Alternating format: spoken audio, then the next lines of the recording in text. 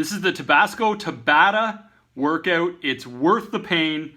This workout is excellent for the spine. It's great for the core, requires nothing more than the Swiss ball and a few free weights. Once again, because it's Tabata, we go through the exercises one at a time in sequence. 20 seconds on, 10 seconds off for 8 sets or 4 minutes per exercise. And we go through them one at a time.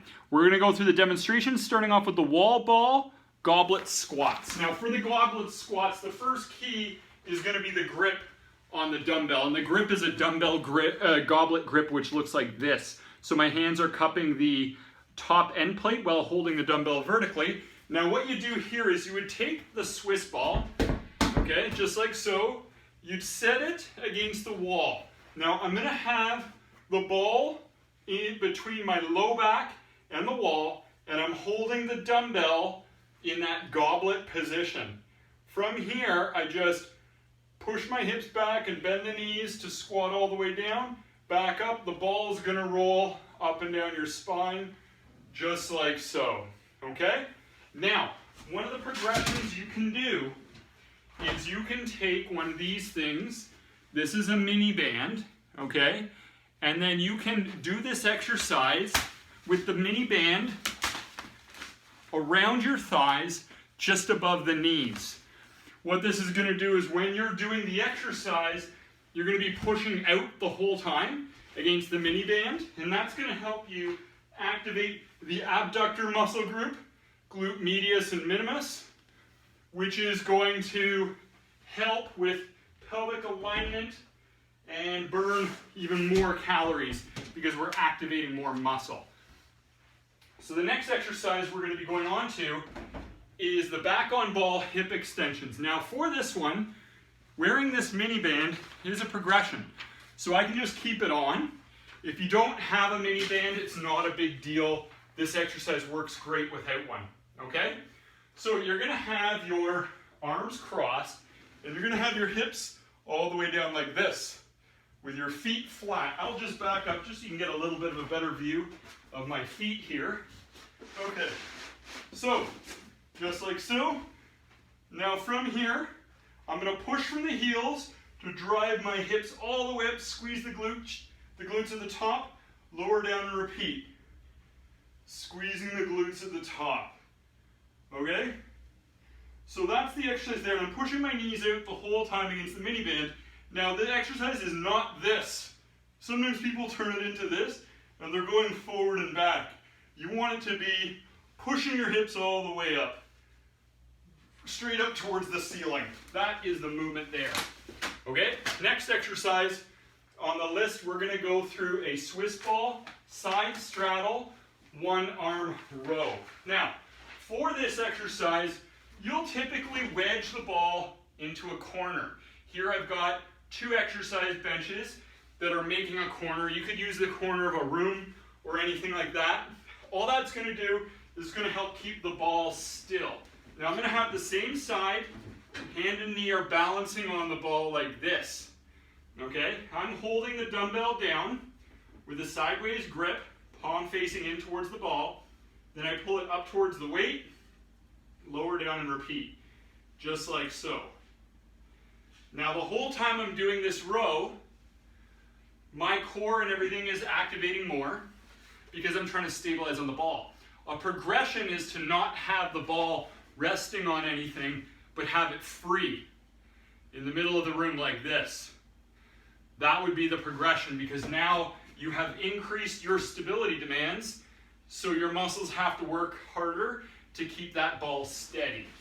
All right, next one, Swiss ball inclined chest press. So for this one here, you would start off holding onto the dumbbells. You're going to sit on the Swiss ball, holding onto the dumbbells with the dumbbells resting on top of your thighs. Now you walk your way forward and you let your hips drop down. So from this position, my spine is on about a 45-degree angle.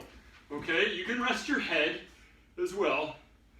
Then you have the dumbbells held with your palms facing your feet. You press them up and together, then back down.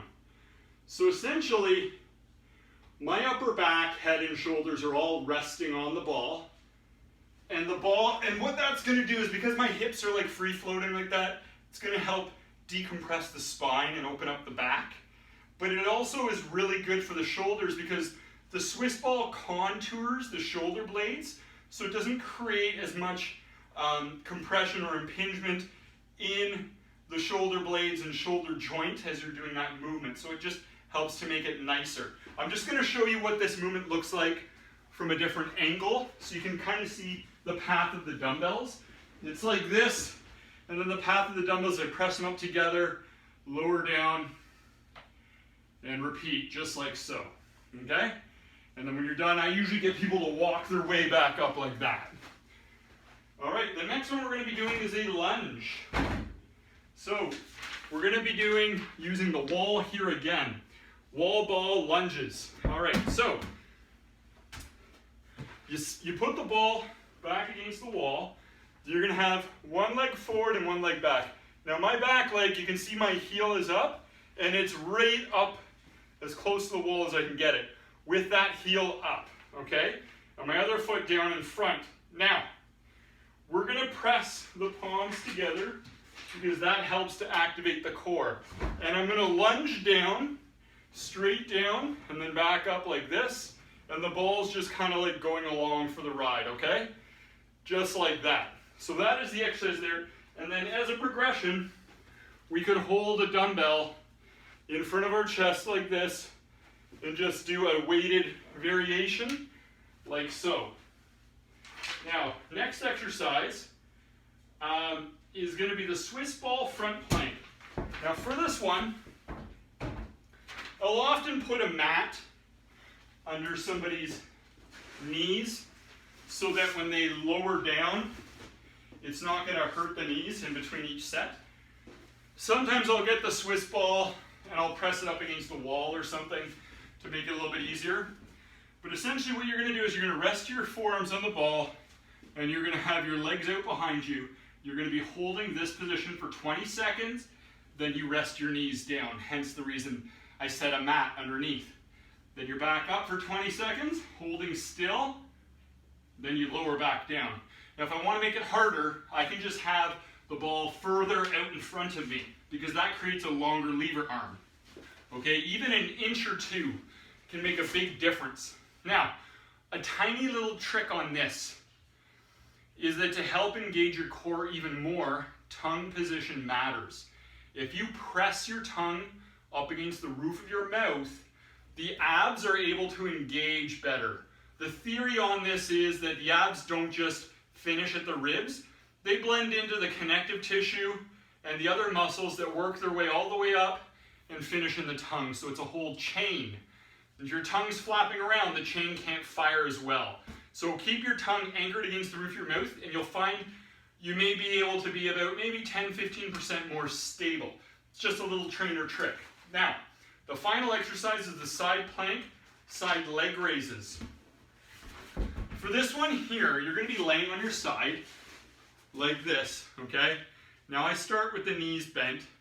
You can take your top hand, fingers spread, hold the bottom shoulder and press gently.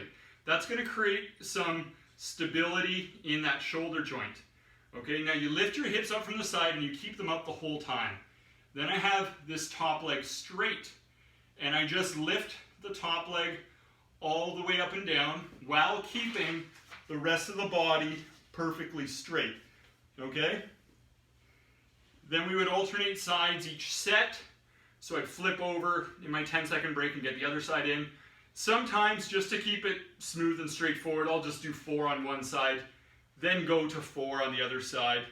A progression here is to do it from your feet instead of your knees, because that would be a longer lever arm. So I'd be up on my feet like this, raising the top leg up and down for 20 seconds, then relaxing and repeating. Okay, that sums up the Tabata. Fantastic, fantastic core workout. I know you're gonna love it. It is super good, super convenient to get in at home. A lot of these exercises just feel really good on the body and you feel fantastic after. Rooting for you in the game of life.